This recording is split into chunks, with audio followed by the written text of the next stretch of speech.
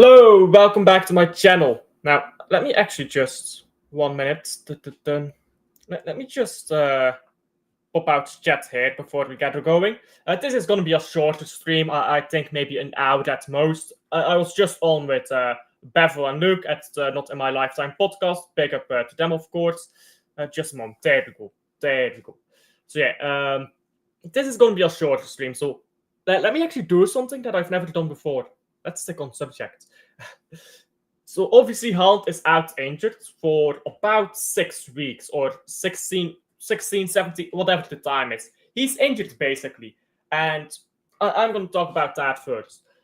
I think the Haaland injury is not the biggest problem. Not because Haaland isn't quality, but because our lack of quality this season, all season, has been in midfield. So when I look at our and fullbacks, but we'll get to that later.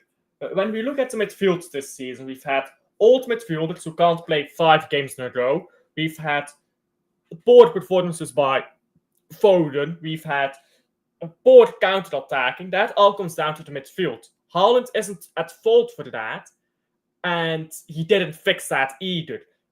Maybe to some degree he got us goals to carry us, sure, but now that our midfield is a bit better after the transfer window in January, I think we'll be mostly okay. O'Reilly put in a great performance against, who was it?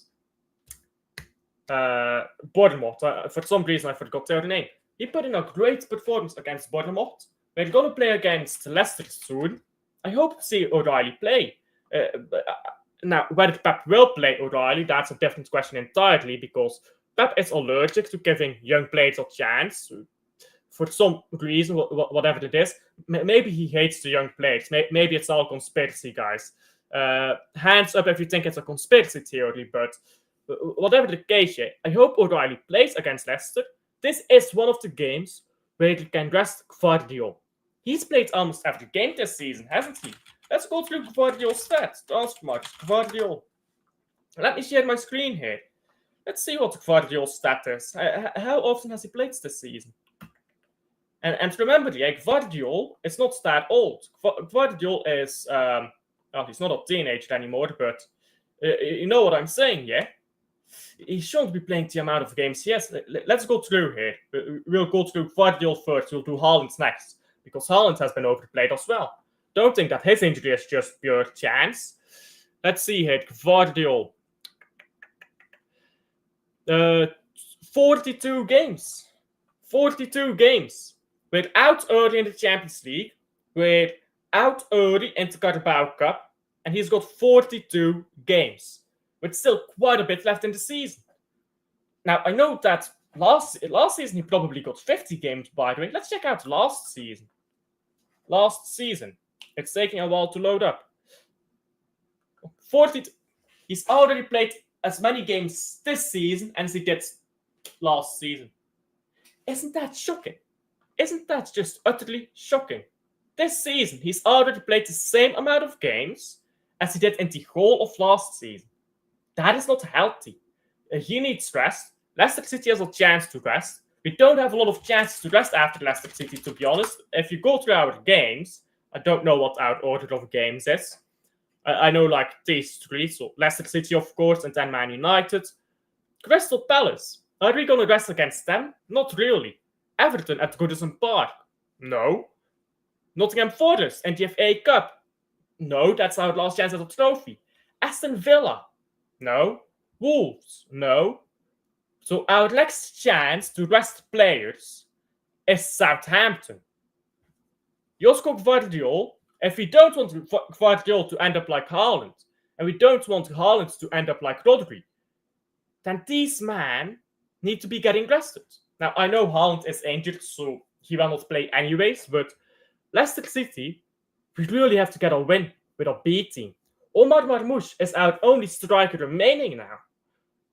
Omar Marmoush will play against Leicester City.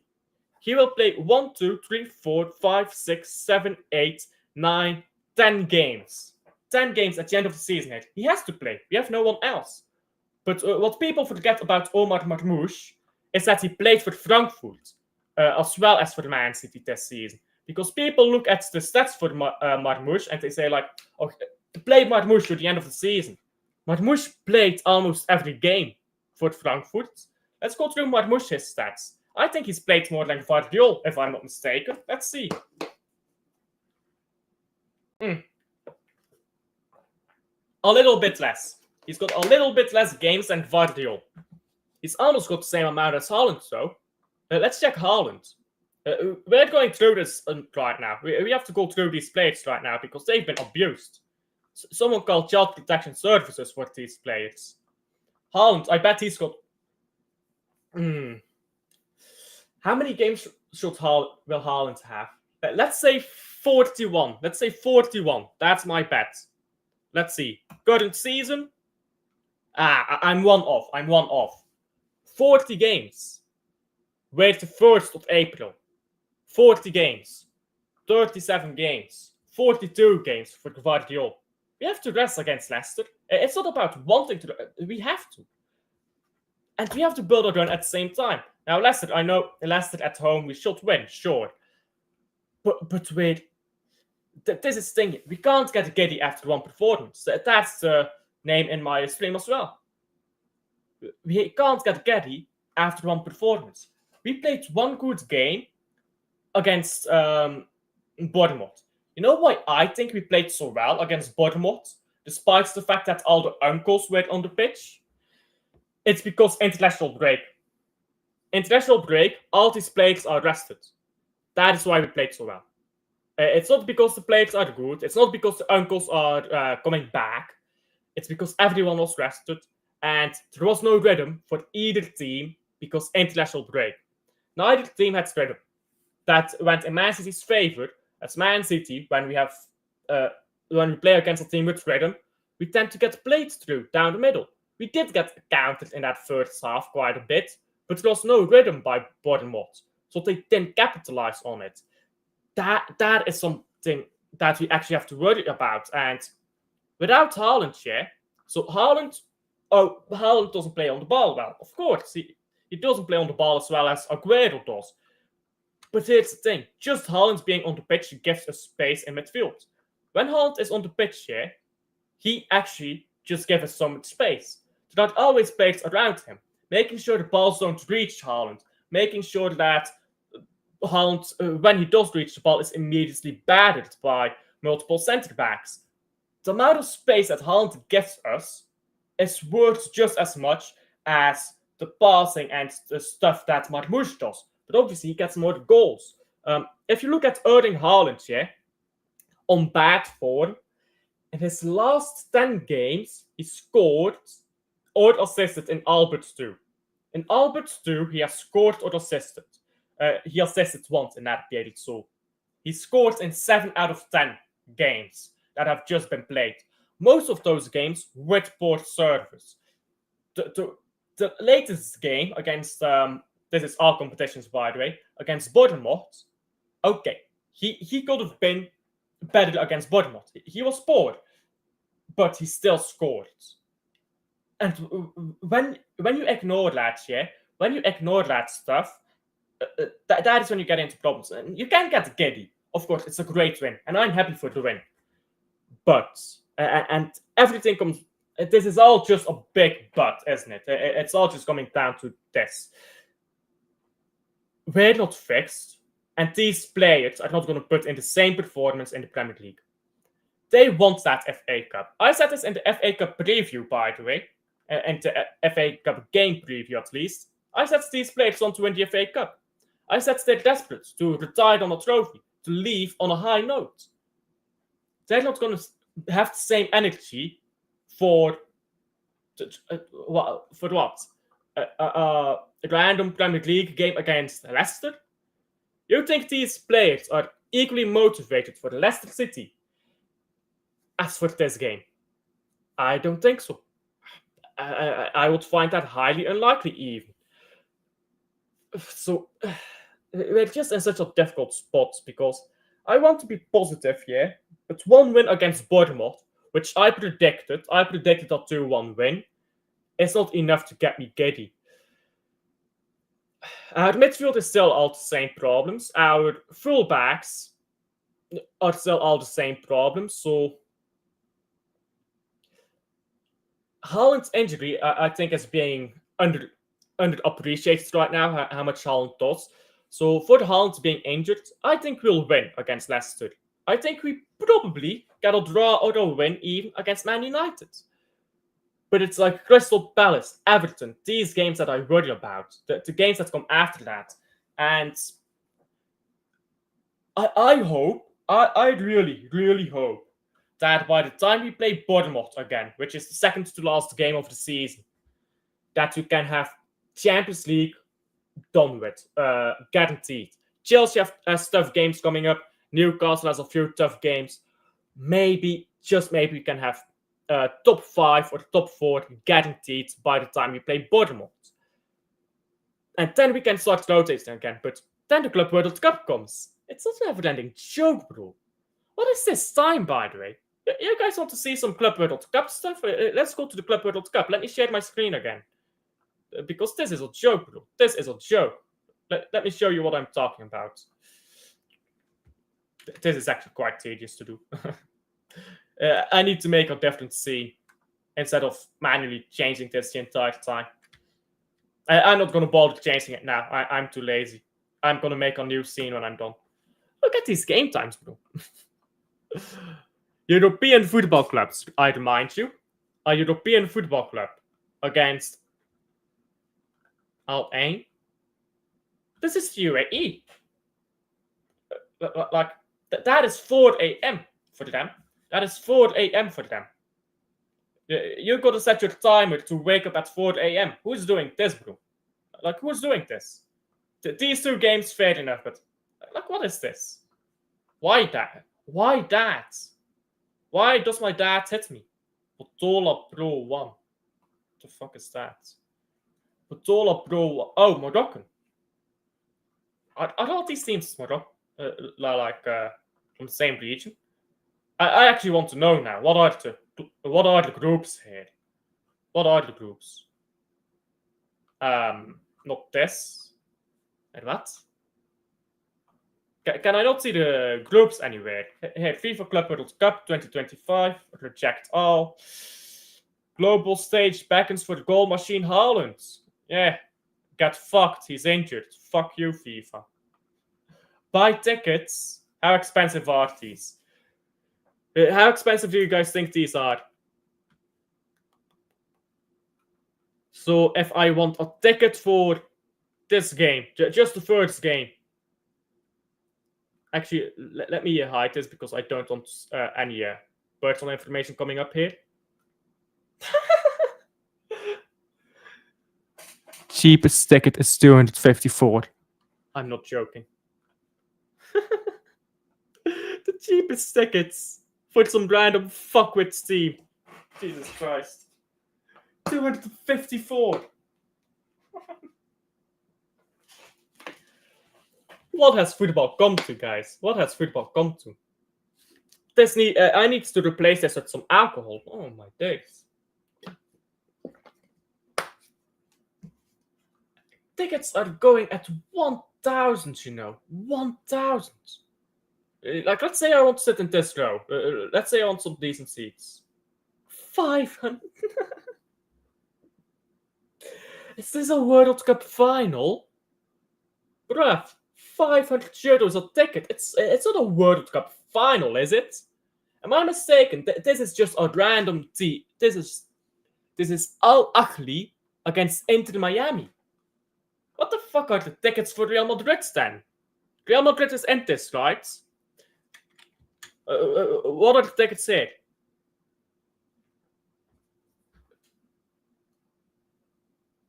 How is this shit? What? Am I on fucking drugs right now? How is Paris Saint-Germain cheap against Atletico de Madrid cheaper than Inter Miami against whoever the fuck it was? How's that work? This entire Club World Cup is a fucking asset trap, bro. 96, by the way. Cheapest ticket at 96 is still a fucking ripoff, but how is this game cheaper than what was this here? Al Ahly against Inter Miami. That don't make sense, does it now? Bayern München against Oakland City. Let's see. 300. I mean, look at this. $317. Who the fuck is paying for this? Is there any local fan going to the Club World Cup? Because here's the thing here. When you look at the World Cup, the World Cup, not this bullshit, the real World Cup, it works differently, doesn't it? You have Belgian people going to Brazil for the World Cup in 2014. You have Chilean people going to Brazil, German people going to Brazil. They're still traumatized, by the way, from that. No local fans, no Manchester people. No one from Manchester is going to this fucking World Cup. I'm actually curious now. Just one last time, I want to see the ticket prices for the Man City. Man City. Manchester City. I want to see these ticket prices. We just have to, don't we? We just have to. Oh, look at this. It's about the same price as at the Etihad.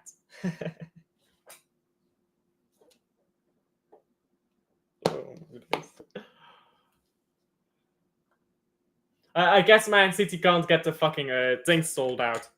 I want to see all the Man City games. All the Man City games. I want to see them all.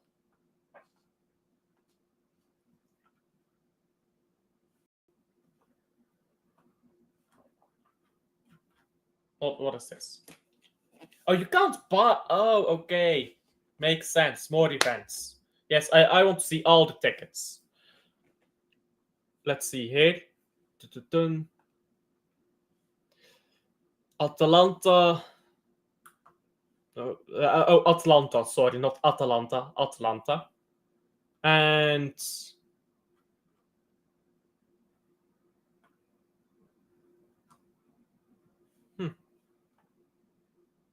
why that? Juventus Man City as in here as well. There you go.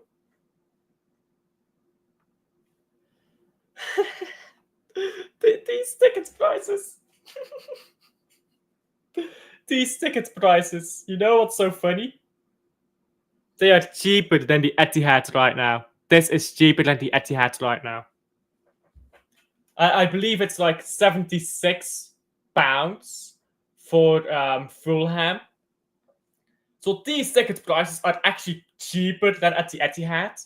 Meanwhile, for every 102. You want to watch Juventus against Man City? 102. Lowest ticket prices. At least it's not this bad. You know what? At least it ain't this bad. In case you needed a reminder, this game was $254 at the lowest ticket price. There was another game in there from $500. Lowest asking price, which is ridiculous. But yeah. So some of this stuff is just a yikes, isn't it? Nico Gonzalez injury when? Well, hopefully no. Just no, hopefully. Has Nico Gonzalez been having problems with anything? Because he didn't play. He didn't play against. Sorry, he did play against Bournemouth, but he didn't start. No injury for him, I hope. If he gets injured, we're really done. Bro, we are just wrap the club up if he gets injured as well. But you know what, yeah, by the way, Kovacic. Let's talk about Kovacic, because I said not to get too giddy, but we've talked a bit about negatives. We've done a bit of negativity over here. We like doing that. Toxic and negative over here. I'm the CEO of negativity after all. I mean, this is my job, guys. This is my full-time job. I'm the CEO of negativity. But no. Let me 1 second. Yeah, I need to stop doing this manually. I need to get a separate scene set up. I need to stop doing this manually. 1 moment. There we go. It sounds, but it's not perfect. It pisses me off. It's not perfectly aligned. It's pissing me off. can't get it perfectly aligned. It's like one odd number and one even number. There you go, that's better. I changed size. Anyhow, yeah, as I was saying, Kovacic, he cleaned up. He absolutely cleaned up in midfield after Bernardo Silva and Gundogan. Because a lot of people praise Bernardo Silva and Gundogan. Played well, by the way. I'm not saying they didn't play well. But what I am saying is, Kovacic has to clean up after them. And he's the one who got the least amount of praise for it, I'm sure of it. I want to actually go check out some Sofa scores. Now, I know Sofa score is not a great source for anything football related, really. But I just want to check it out. Sofa score, Man City against Bournemouth, or I guess it will be Bournemouth against Man City in the FA Cup. And I will bet that Gundogan and Bernardo Silva both have a high Sofa score rating. Let's see. Let us see. Now, the Sofa's... Yep, there you go. Gundogan has 6.9... Gundogan has 7.0. Silva has 7.2. Kovacic, 6.9. Kovacic has the worst rating of our midfield, despite the fact that he did the best. Oh, but he didn't play the fancy ball through to O'Reilly, which, by the way, important pass, absolutely great work by Gundogan, but if you look at how much we got countered and how much Kovacic cleaned up, especially second half, I mean, I just want to go through some of these stats here from Kovacic. 90% passing accuracy, we expect that in a Pep team. He played a few long balls, had one dribble, or one successful dribble. But the real thing that I want to look at is duels won.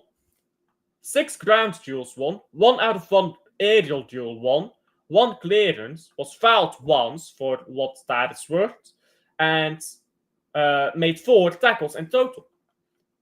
That helped us in transition deal with transition. Kovacic, I think, was our best. No, he wasn't our best player. O'Reilly was our best player. But Kovacic was our best midfielder that game. And he just got no credit. And that is important, I think, because he deserves credit, Kovacic, for the performance he put in. And nobody talks about him. Everyone talks about Gundogan, but not Silva.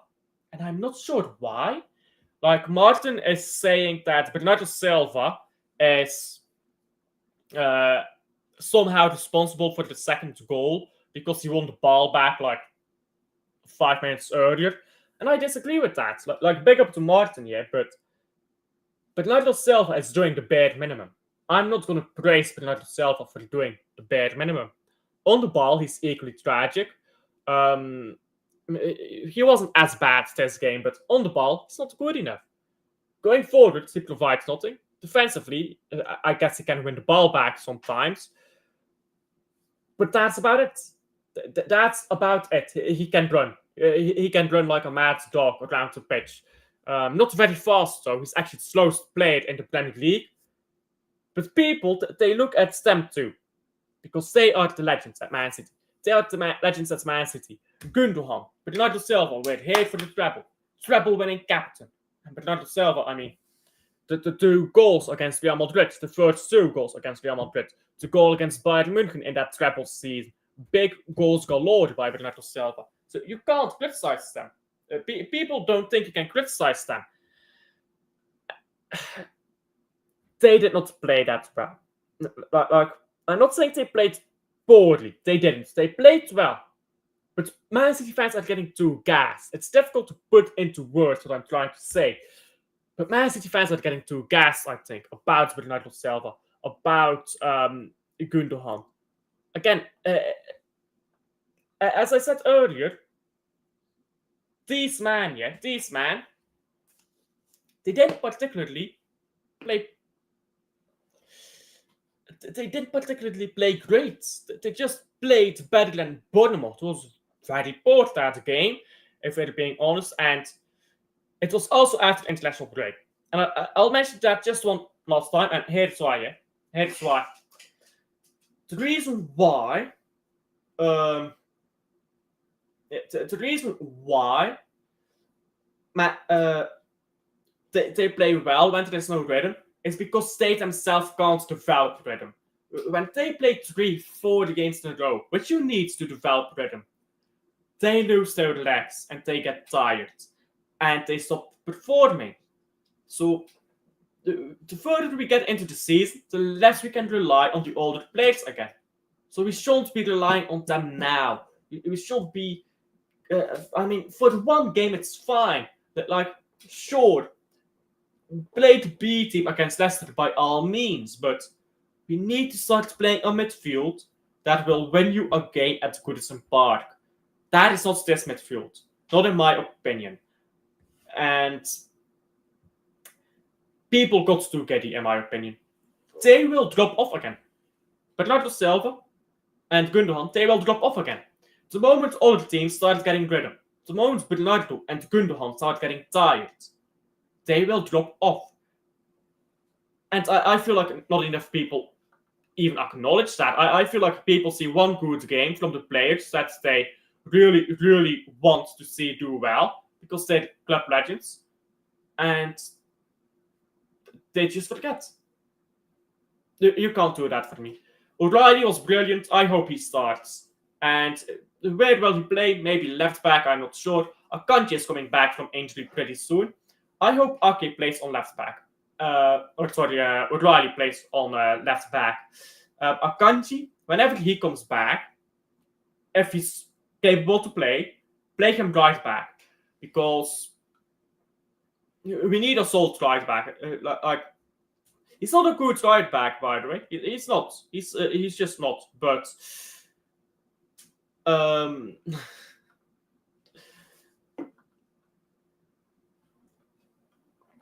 big up to Twitter, by the way, saying some wild stuff hit on Twitter. But what was I saying? Yeah, he's not a good right back. He's not good enough going forwards and stuff like that. But we need some solidity until the summer when we can buy new players and fix that right back issue. Now, let me see quickly. Do I have... No. That's not what I wanted. What if I do this? This might work better, guys. This might work better. There you go. There you go, guys. This is faster. This is faster. Now, the reason I want to share my screen is because I've got nothing else to talk about and I'm waiting for guests to hop on. So we will just close this until the guests hop on.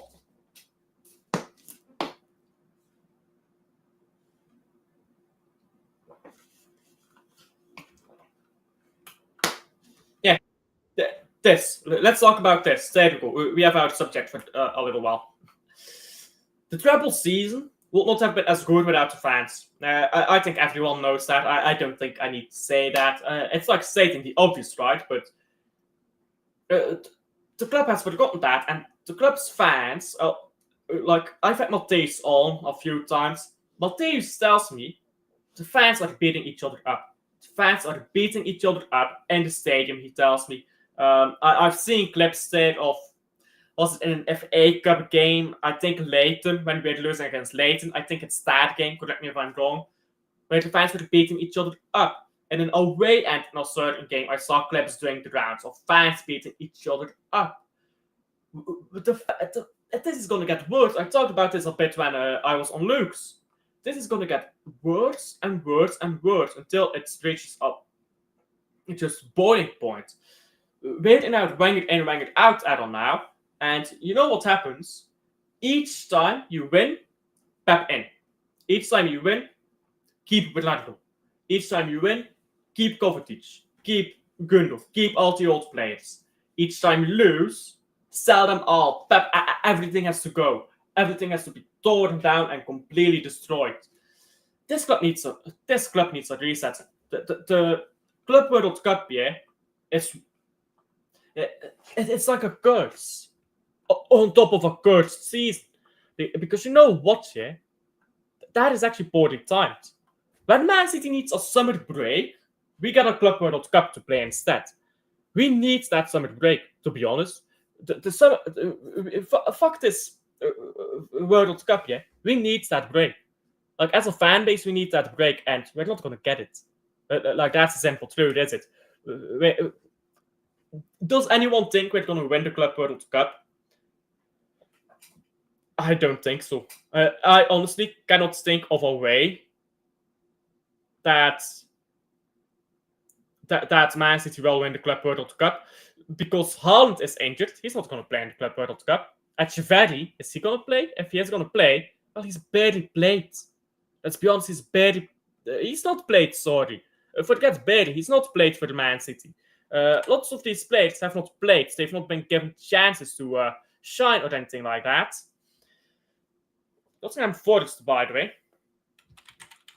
I think Nottingham Forest just beat Man United. There you go. Nottingham Forest beat Man United, ole ole. I wish this was alcohol. Big up to Luke, by the way. Big up to Luke for the rates. I'm guessing Luke is about to join a stream soon then. Let's close this. Too many tabs open. Jesus. I always open up so many tabs. Let's close some. Oh, let's not close this one though. We can keep this one open. Yeah. Nottingham Forest beats Man United 1-0. Man United is on 37 points in 30 games. Whatever happens, we are still better than Man United, guys. We are still better than Man United. They say football goes in cycles. I guess this cycle is the death of Man United. Like, you know, bro, they're rolling out board lunches or whatever for the Man United co-workers. Oh, you can't have lunch anymore. You can't have a sandwich. No, that's too expensive, bro. Radcliffe came in here being the second richest, third richest owner in the Premier League. Nah, mate, can't afford a sandwich for you. At least they finally have a stadium that suits them. The Clown Show Stadium. Big up to Man United. They've been waiting for that, haven't they? The Clown Stadium.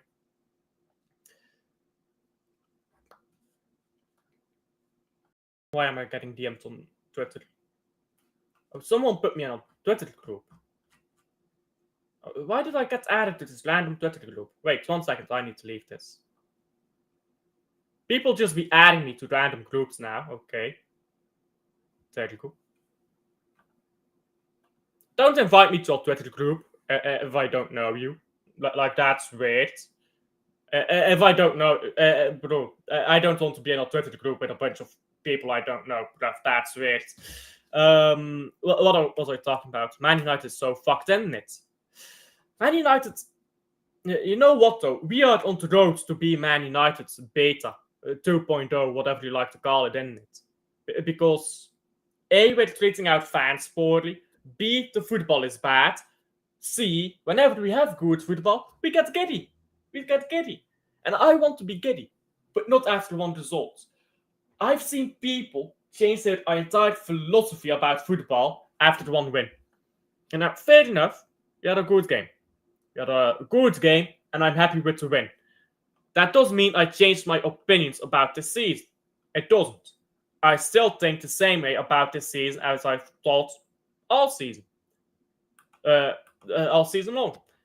I'm not happy with Pep. I'm not happy with the team. And one game isn't changing that. Okay, one game, great. But I'm still Pep out. Okay, we won the game. I'm still Pep out. He can win the FA Cup this season. I'm still Pep out. And that's what people need to get. One game, one trophy ain't going to mask all of what's happened this season. What Pep needs to do to get me back on his side, I guess. Not that he needs me on his side, because he's going to be given the chance anyways by the club. But what I need to see from Pep to get back onto Pep is the greatest manager of all time and yada yada train, it's just a good end to the season. And you can win the FA Cup and be shit. You can not win the FA Cup, but be great at the end of the season. We'll see when we get there, I suppose. But until we get there, without Haaland now, by the way, just to mention that again, because we don't have Haaland until the end of the season, I think the Haaland situation is going to be weird.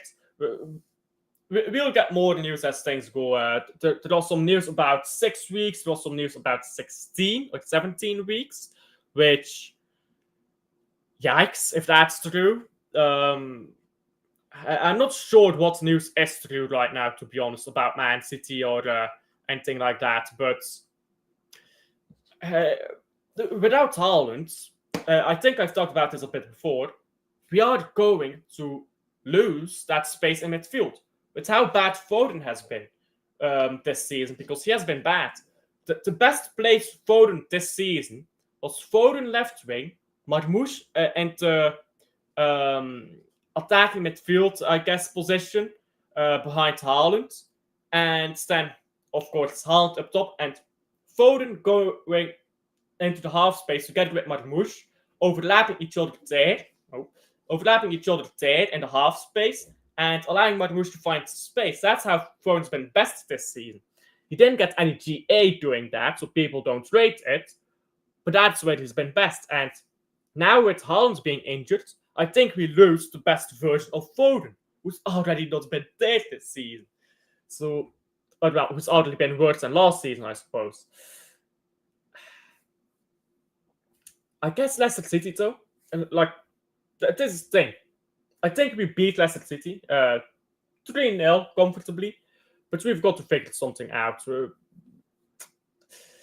Like, how long is the paternity leave, by the way, for Omar Marmoush? Sorry, not Marmoush, Savinho. How long is Savinho on leave?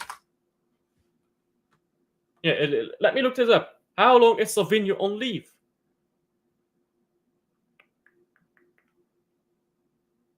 Well, no news here. I don't see any news. Why Savinho misses Bournemouth game amid Man City injury issues? We've had worse this season. Yeah, he had a kid. When is he back? Generally, when is Savinho back? Is Savinho gonna play next game? Or is he out until 2026? How long is his paternity leave? Let's look this up. How long is paternity leave UK? 2 weeks. 2 weeks, guys. When was this kid born? Savinho becomes dad.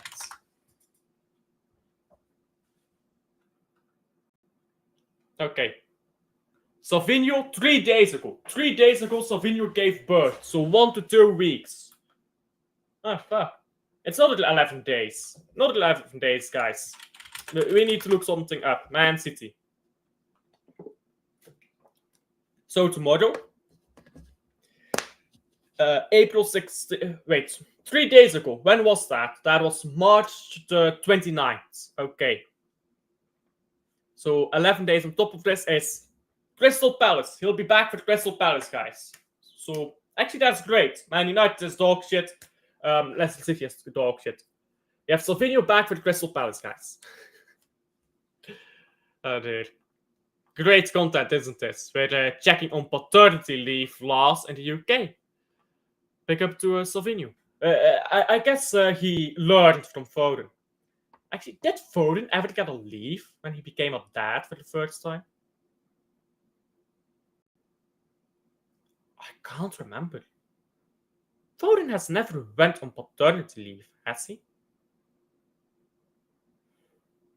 Someone's going to have to tell me about that. I don't remember Foden ever being on paternity leave. Maybe I'm wrong. Maybe I'm just high on Zaza or whatever, but I actually can't remember him ever being on paternity leave.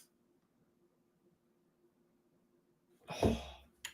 Has Foden been on paternity leave? Oh, he left England in Euro 2024 for the birth of his third child. And Haaland is by no means... Haaland has a kid as well. All these fucking footballers are pumping out kids, bro. Haaland's kids. Oh, Haaland became a dad last year? Wait, what? Did I miss this? Haaland becomes dad.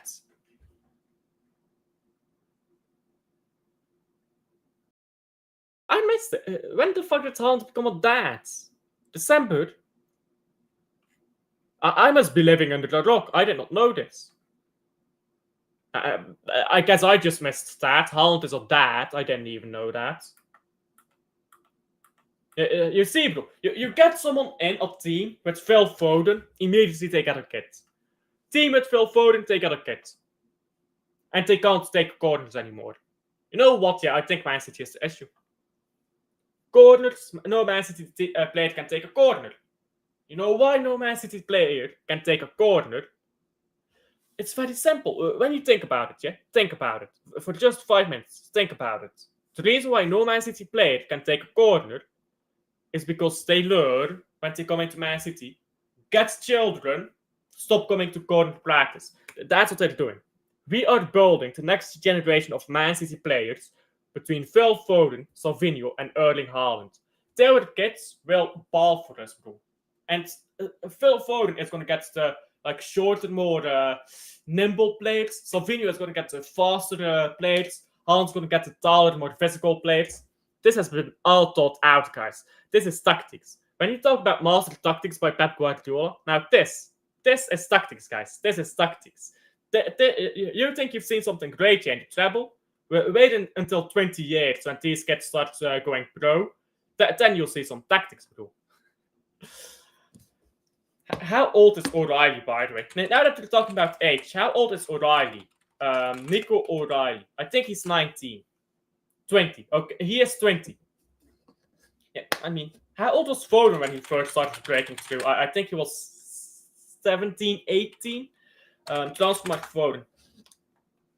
He must have been something around that age, right, when he first started breaking through. Like his first game, what season was that? Was that 16, 17? Or was that 17, 18? Yeah, it was 17, 18. He was on the bench once, though, in the Champions League. Like the big boy Champions League, not the UEFA Youth League, whatever it is. So yeah, St. Turden's is when he played his first game, I believe. If it would like to load. By the way, that's crazy, isn't it? Phil Foden is only 4 years older than O'Reilly. Like, 4 years, it's not that much. I believe that the age gap between me and Luke is bigger. How old is Luke? 20? No, he's 25, so the age gap is not bigger, but it's only 3 years between us. Only 3 years. It's pretty much the same age gap. But we think about these footballers as completely different dimensions. Phil Foden is an established talent, and O'Reilly, well, he played good in the Carabao Cup once. So talk about Foden. His first ever game for the Man City senior team was 12-16-2007. 2017, obviously against Tottenham. We won 4-1 that game. A big up to Oliver. Are you calling the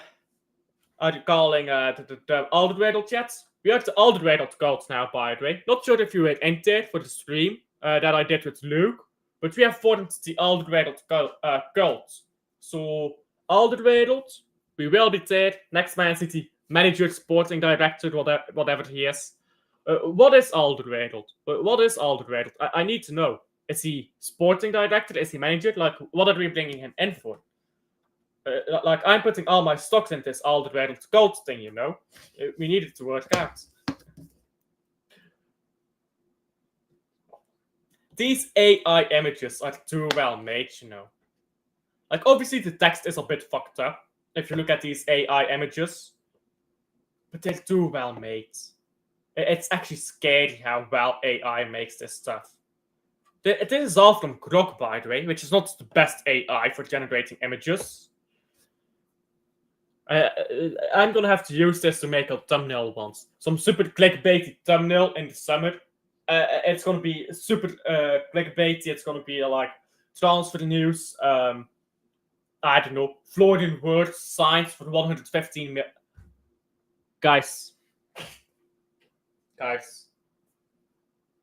just realized something. Follow me. Manchester City Football Club must sign Florian Wirtz for 115 million. We have to. We simply have to sign him for 115 million. If we do not, I will be majorly disappointed. Like, think about it. Don't just move. Think about it. 115 million for Florian Wirtz plus McAtee. Sure, give them McAtee. And then you beat 115. Right after we beat 115, get found not guilty. Sign Florian Wirtz, 115 million. Then Phil Foden, give him 115 months on a new contract. Guys, I'm a genius. I'm a genius, guys. I know the future. Then Haaland did that as well, didn't he? 115 months. Guys, I'm a genius. Next season, bro, I tell you, next season will be fixed if we do this. You sign Florian Wirtz on 115 million pounds. Next season will be great. I promise you. This is my promise to all of you. You know what's here, by the way, on the Haaland injury, which I actually haven't talked about yet, despite the fact that it's like the title of the stream. On the Haaland injury, well, I have talked about it, but not as much. Imagine if we had this Haaland injury before we brought Marmoush in. Imagine how fucked we would have been then.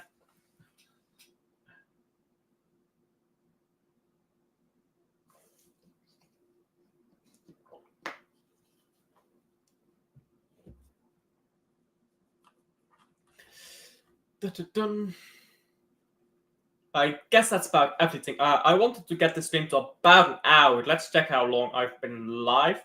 46 minutes. Is there another topic here that I can talk about for 14 minutes? I don't really know.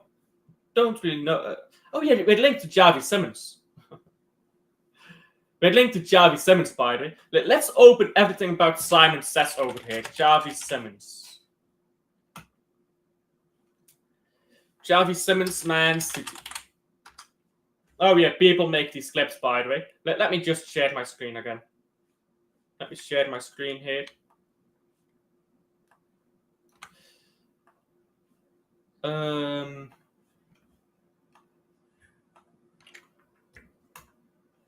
There we go. There we go.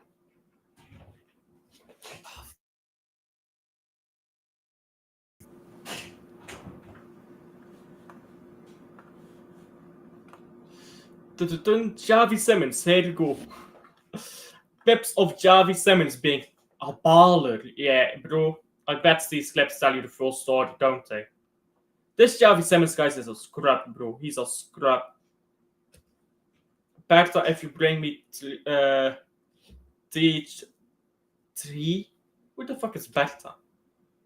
Is that the Arsenal? Is this an Arsenal fan? Yeah, it's an Arsenal fan. Look at that, holding the FA Cup, the only trophy they've won in the past 20 years. Yeah, Javi Simmons ain't that guy, though. He ain't that guy. I need to see some concrete linking here. Because I'm pretty sure he was linked, wasn't he? Well, that's what I was expecting to see. I'm not sure what I was expecting to see, but that wasn't it. Javi Simmons, Man City. Oh, I didn't like Man City. My apologies. Of course, the Arsenal fans are all over this. They always get gassed up. Javi Simmons to RB Leipzig from PSG. Here we go. Well, that's a bit old, isn't it? Yeah, that's a bit old. Wasn't there a lot of news about Man City? Here we go. Here we go. Man City are prepared to pay 110 million.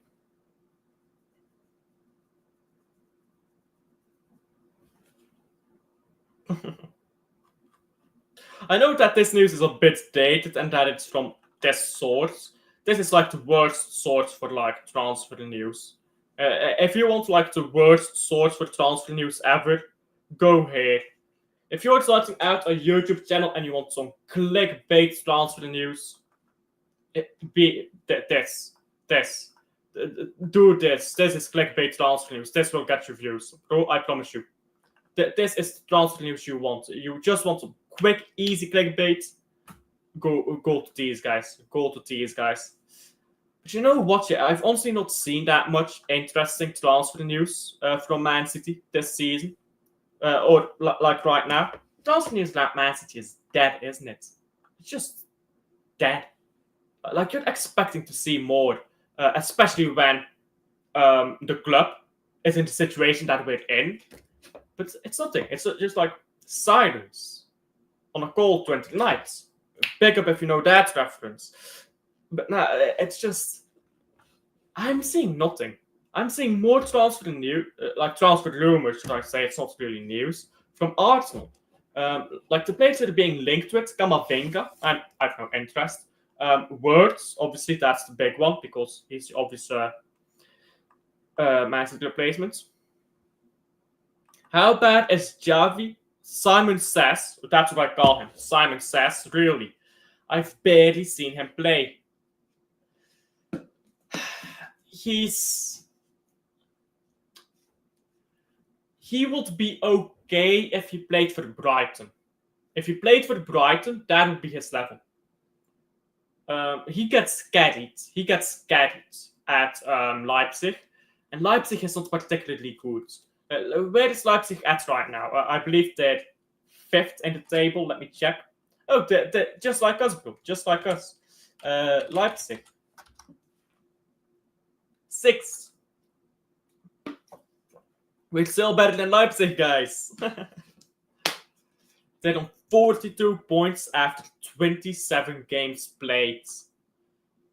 I mean, does that really strike you as a player to come in and fix issues at Man City, though? Like, you know who strikes me as a player to come in and fix issues at Man City? Florian Wirtz. Now, that is a player who will fix the issues for Man City. With that said, though, Leverkusen lost today or yesterday? Yes, today in the DFB Pokal.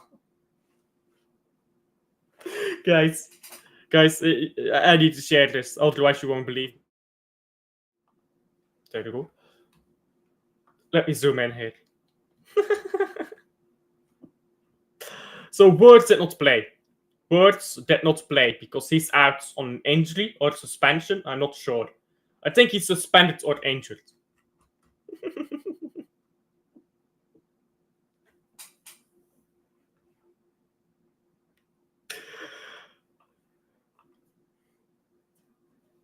Bernardo Silva seriously needs to shut the fuck up. If you don't know, by the way, Armenia is a 3rd division team. They're not even 3rd in the 3rd division. Like, come on. This is like Liverpool losing to Plymouth. They're behind a man like Saarbrücken. Who the fuck is Saarbrücken? Saarbrücken. Something like that. Delusional fuck. What did he say?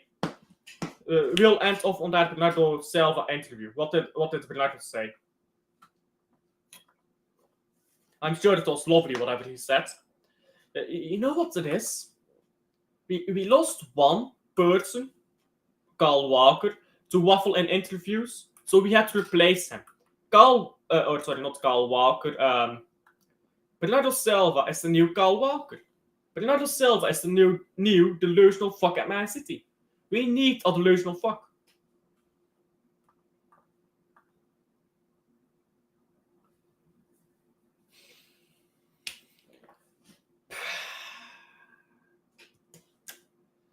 He's wanted to leave this club since the fucking day he arrived. He arrived in Man City. 5 seconds later, he told Pep, "Fuck, I want to leave." I'm joking, by the way. I'm exaggerating, but like the moment he arrived, he went to Pep and he said, "Okay, bro, I want to leave." Now he wants to fucking stay. He's been woeful, and now he wants to stay. You know why he wants to stay? Because he knows the moment he leaves, there's no club out there that will take him. There's no club. Who will take Bernardo Silva? He's washed. Who will take him? No one. No one will take him. So that's why he wants to say something to me. That's why. Oh, fuck, I'm washed. I pray to God that someone will want me. Fuck off, man. Honestly, fuck off, man. He has 2 years left on his contract, doesn't he? Transfer Martin Silva. Let's check his contract. 2026.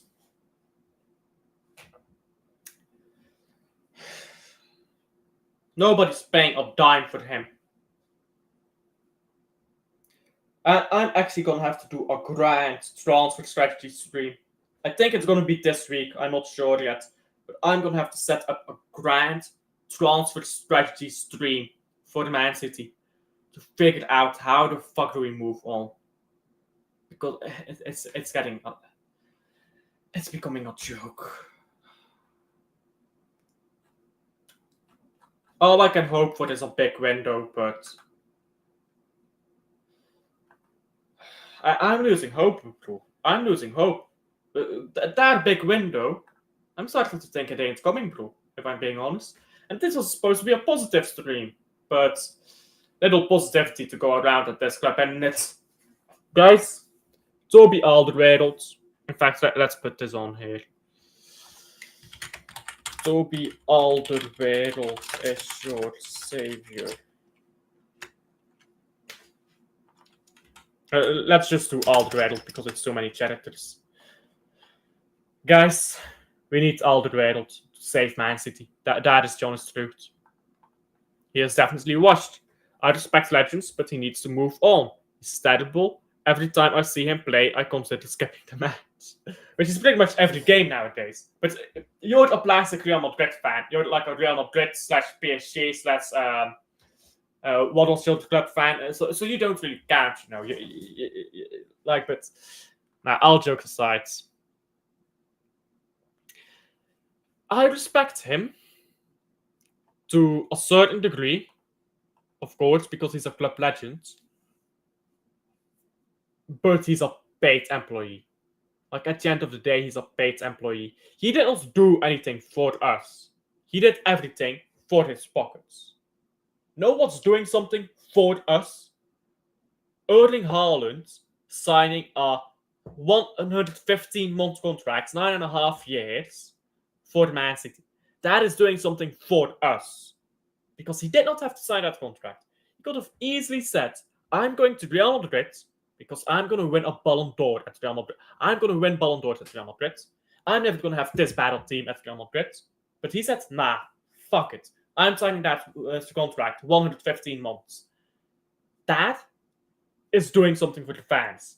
Playing good and being a paid employee is not doing something for the fans. So I respect him. Club legend, all of that. We don't owe him anything. We do not owe him anything. He's been paid. He's been a paid employee. Honestly, I wish we had moved Bernardo Silva on after the treble season. I already said at near the end of the treble season he was looking washed.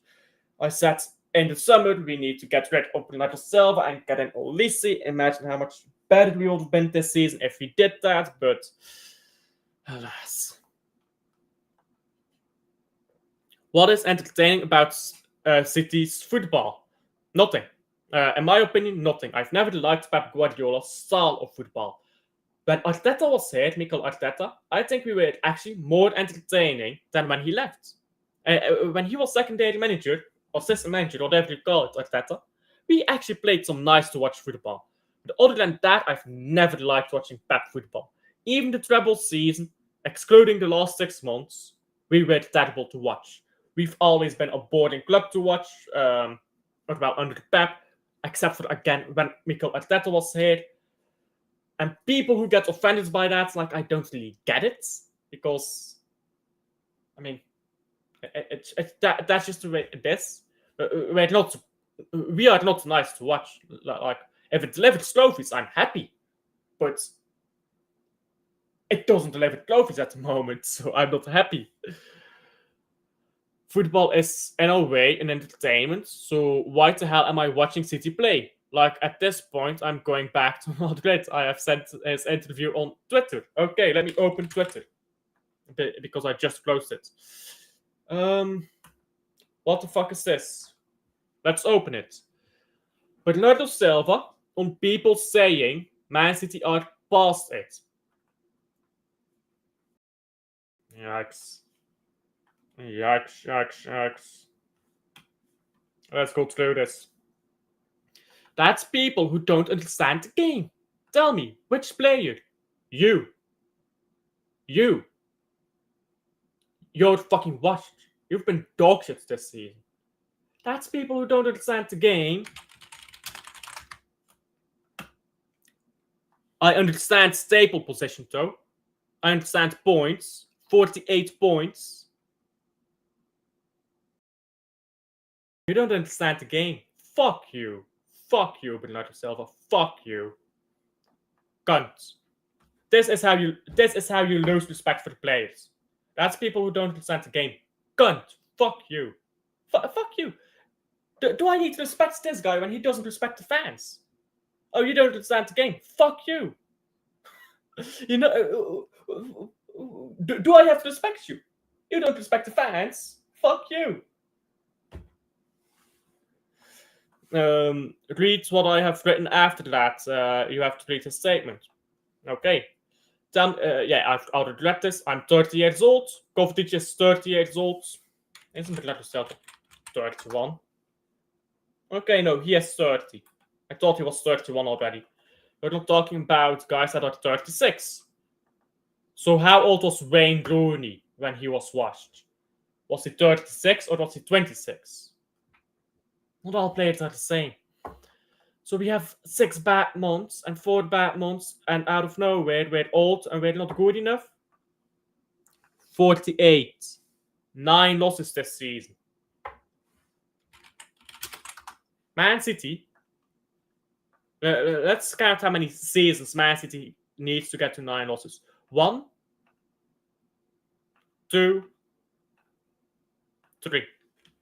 Man City has lost 9 games in 2.5 seasons before, and now it's in less than a full season.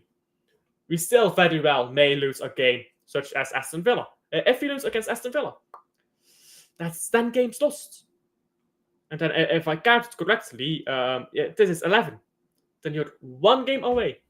1 game away from having lost as many league games in 1 season as you did in the 3 seasons before that combined.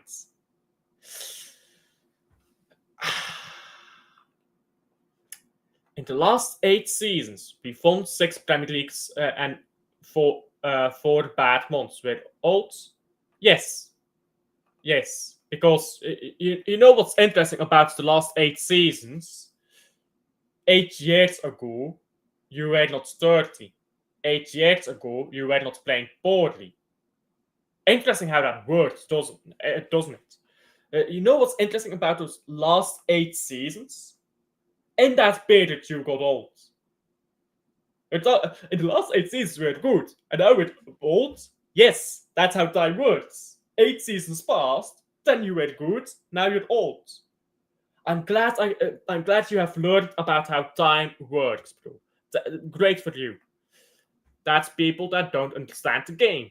Never played the game and probably don't understand a thing about football. Well, fuck you. Because I have played football, not professional level, of course, but I have played football. I understand the game, and I understand that you're washed and that you're a cunt who doesn't respect the fans. And now I don't respect you anymore. I hope you end up like Kyle Walker, absolutely disrespected by the fans. I hope you do. Fuck you. Fuck you. This type of... You cannot give this type of interview and expect the fans to respect you. Oh, you can't criticize me. You don't understand football. Fuck you. That's all. Yeah, what the fuck is this? Do you mean anything before that? Oh yeah, big up to Toby Alderweireld. The next sporting director. Honestly, I'm baffled by this interview. I am baffled by this. I've lost respect for Bernardo. This interview, I have lost respect for Bernardo. Fuck him. Answer for your crimes. With all due respect, fuck respect, bro. Fuck respect. He's not showing respect to the fans right now. Fuck respect, mate. You are too old. Regardless of... oh, this is your statement. Regardless of whether that's the reason why you're playing poorly or not, a rebuild is still what needs to happen.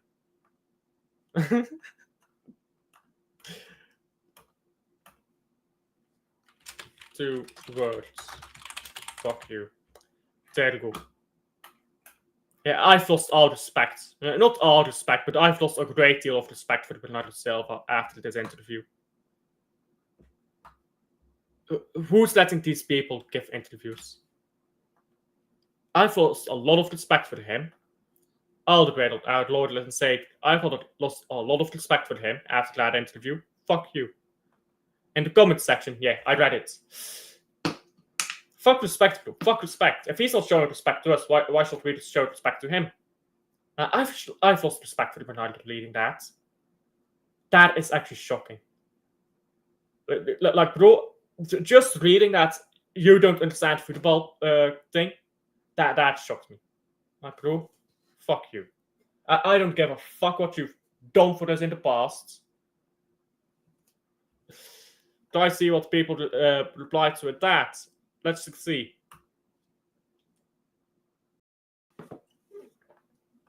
Let's see. 30 is not old. Rather, the game changed the last couple of years. No more tiki-taka. No, this is just not true. This is just not true. Go watch Barcelona. Direct football. Well, tiki-taka does not mean no direct football, though. Does it now? Direct football, what we need to play. That's why I think Pep is struggling. Pep was already struggling in the fourth beat. Do you know how many players reach the age of 30 and can no longer perform well? Absolutely. Do you know how many players cannot perform anymore at 26? Dele Alli. Dele Alli is the best example I can think. Michael Owen. Wayne Rooney. These are players who are washed by the time they're 26. Rashford. How old is Rashford? Not transfer much. I just want to know his age. 27. Already washed. He was washed at 26. He was washed 2 years ago. 25 even. All of the players are washed at 25, 26, 27. 30 years old is not old, but everyone is different.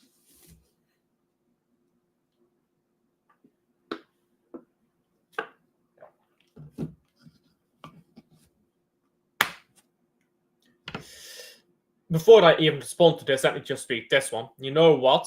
Let's keep all of the legends. We should have also kept David, Aguero, Vincent. Are you getting me? Do you expect the club to just say they are legends? We'll keep them all until they retire? Yeah. Ridiculous logic. Ridiculous logic. I actually wonder what people are saying. No, but you expect much better than what you're tweeting. What you're tweeting. With all due respect, you are too old. But these people, you know what, yeah? These people would cry if they were actually put in a locker room or in a dressing room with these players. They would cry. Do you know what is said in that dressing room? Do you know how much they shout at each other in those dressing rooms? Do you know how much a manager berates players? These people would cry, bro, if they were in the same dressing room as these players. With all due respect, you are too old and should move on. That's a terrible thing to say now. To a footballer who is showing zero respect to fans. Fuck Bernardo Silva, man. I've lost respect for him. Fuck him. Fuck him. I hope he ends up like Carl Walker now. I hope he ends up like Carl Walker, completely hated by the fans. After that interview, I hope he ends up just like that. He's a paid employee. We do not owe him fuck all. Just realize this, yeah? He's a paid employee. We don't owe him fuck all. The moment people start realizing that about these players, it's the moment we start actually developing a healthier culture at Man City. Because people idolize these players. And then when their idols stop being great, because guess what? Age comes for all of us. One day this hair will fucking recede, you know. You know how receding hairlines work? One day this forehead will be a billboard. Age comes for all of us, yeah? When age comes for us, you have to fucking realize it.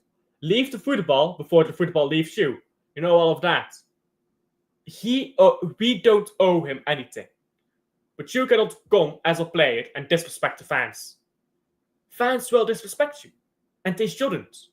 They shouldn't. But they will. As a footballer, you are paid to deal with that. You are paid to play football and to deal with that. You have a social media team. You have a mental health team. I condemn everyone who sends abuse to these players and stuff like that. You cannot turn around and tell every fan who respects you, you don't know football because you don't want me at the club anymore. After you wanted to leave the club, by the way, for fucking 3 years in a row, fuck you. That's all I can say. I've lost my respect for him. I hope he ends up like Kyle Walker. Fuck him. That's it for me. Honestly, I'm just shocked by that. I'm absolutely shocked. I guess that's it for me, because I'm actually quite tired, and we did about an hour and 10 minutes, so I'll see